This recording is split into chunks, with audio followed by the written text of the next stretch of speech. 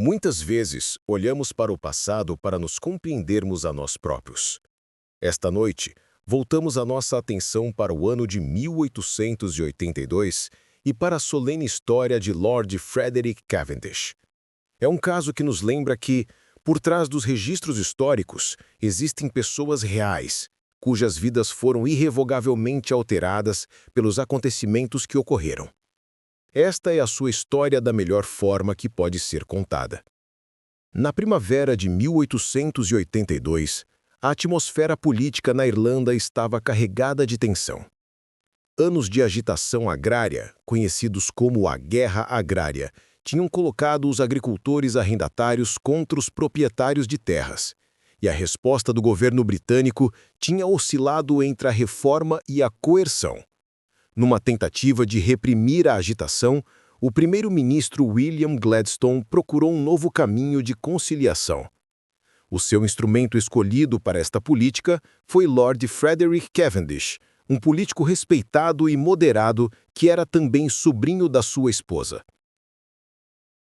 A 6 de maio de 1882, Lord Cavendish chegou a Dublin para assumir o seu novo cargo de secretário-chefe para a Irlanda. A sua nomeação foi vista como um símbolo de esperança, uma oportunidade para superar a divisão entre o domínio britânico e as aspirações do povo irlandês. Ele trazia consigo a promessa de uma abordagem nova e mais branda, chegando a uma cidade que era o epicentro do conflito que fora enviado para resolver. Sob a superfície da vida oficial de Dublin, um elemento muito mais radical estava em ação. Uma sociedade secreta que se autodenominava os Invencíveis Nacionais Irlandeses fora formada com um propósito singular e violento. Como um grupo dissidente de organizações nacionalistas mais convencionais, os Invencíveis rejeitavam a negociação política e acreditavam que apenas através de assassinatos seletivos de oficiais britânicos importantes poderiam quebrar o controle da administração do Castelo de Dublin. O seu alvo principal não era o recém-chegado secretário-chefe, mas um homem que personificava a permanência do domínio britânico na Irlanda, Thomas Henry Burke. Burke era o subsecretário permanente, o funcionário público de mais alto escalão no governo irlandês. Com décadas de experiência, era considerado a memória institucional e o chefe operacional da administração britânica. Para os Invencíveis, ele era o principal arquiteto da coerção e o símbolo de um regime opressivo. Durante meses, eles planejaram meticulosamente a sua morte, seguindo os seus movimentos e esperando pelo momento oportuno para atacar. Na noite da sua chegada, após ter tomado posse oficialmente no Castelo de Dublin, Lord Frederick Cavendish decidiu caminhar até à sua nova residência, o alojamento do secretário-chefe, localizado na vasta extensão do Phoenix Park. Era uma agradável noite de primavera e o parque estava cheio de habitantes de Dublin a aproveitar o tempo. Enquanto caminhava pela via principal, Cavendish acabou por ultrapassar Thomas Burke, que viajava numa carruagem puxada por cavalos. Reconhecendo-se mutuamente, Cavendish dispensou a sua própria escolta e juntou-se a Burke, que desceu da sua carruagem para acompanhar o novo secretário-chefe no resto do percurso. Os dois homens, um rosto novo de uma nova política e o outro símbolo duradouro da velha guarda, passeavam juntos, imersos em conversa. Estavam desarmados e sem proteção. Dois oficiais de alto escalão a desfrutar de um simples passeio por um parque público, completamente inconscientes de que estavam a ser observados e de que um deles estava marcado para morrer. Quando Cavendish e Burke se aproximavam do monumento Phoenix, um grupo de homens, membros dos Invencíveis, abordou-os. Os assassinos estavam de emboscada à espera do seu alvo, Thomas Burke, e a presença inesperada de Lord Cavendish não os dissuadiu da sua missão. O ataque foi chocantemente rápido e brutal. Os agressores, armados com longas facas cirúrgicas para evitar o ruído de armas de fogo, cercaram os dois oficiais. Joe Brady, um dos principais assassinos, atacou Burke, enquanto outros se lançaram sobre Lord Cavendish, que tentou defender o seu companheiro com as próprias mãos e um pequeno guarda-chuva. Em poucos instantes, ambos os homens jaziam mortos na berma relvada. Os atacantes dispersaram-se imediatamente, misturando-se com as multidões noturnas do parque, deixando para trás uma cena de horror. Um ciclista que passava foi o primeiro a descobrir os corpos, acreditando inicialmente ter tropeçado em 2 bêbados que tinham caído. A terrível verdade em breve se tornaria clara. A notícia do duplo homicídio, que ficaria para sempre conhecido como os assassinatos de Phoenix Park, enviou ondas de choque por toda a Irlanda, Grã-Bretanha e pelo mundo. O ato foi universalmente condenado, desde a Rainha Vitória até o líder nacionalista irlandês Charles Stewart Parnell, que ficou horrorizado com o ataque e se ofereceu para renunciar ao seu lugar no parlamento. Os assassinatos foram vistos não apenas como um crime, mas como um ataque direto à possibilidade de paz. A política de conciliação de Gladstone estava em ruínas, despedaçada nos mesmos momentos que tiraram a vida do seu sobrinho. Em Londres, o governo entrou em crise e um sentimento de vingança substituiu quaisquer pensamentos de reconciliação. Em Dublin, a administração ficou paralisada pelo choque e pelo medo. Os assassinatos alcançaram o objetivo a curto prazo dos invencíveis de semear o terror no coração do domínio britânico, mas ao fazê-lo, desencadearam uma tempestade política que consumiria toda a Irlanda. A Polícia Metropolitana de Dublin foi colocada sob imensa pressão para encontrar os assassinos. A investigação foi liderada pelo superintendente John Mellon, o chefe da divisão de detetives, e um homem conhecido pela sua habilidade e determinação. A investigação inicial, no entanto, não produziu quase nada.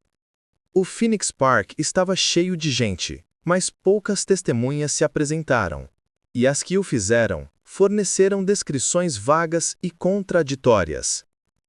Um formidável muro de silêncio, construído a partir de uma combinação de medo e simpatia nacionalista, confrontou a polícia. Durante meses, a investigação esteve parada.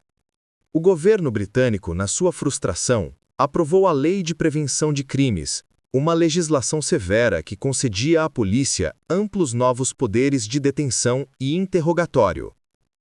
Apesar de centenas de detenções e de uma recompensa massiva oferecida por informações, as identidades dos assassinos permaneceram um mistério, e os invencíveis pareciam ter cometido o crime perfeito.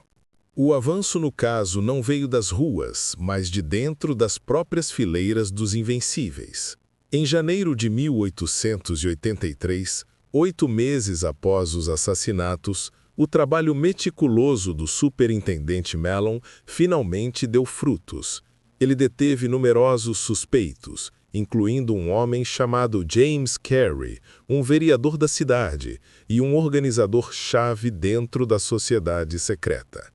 Enfrentando a perspectiva da forca e tentado por uma oferta do governo de imunidade para quem fornecesse provas contra os líderes, Carey tomou uma decisão que selaria o destino dos seus camaradas e o seu próprio.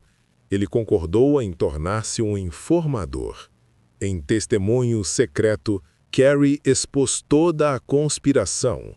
Ele nomeou os homens que planejaram o ataque e aqueles que o executaram, fornecendo às autoridades o relato detalhado e em primeira mão de que tanto precisavam.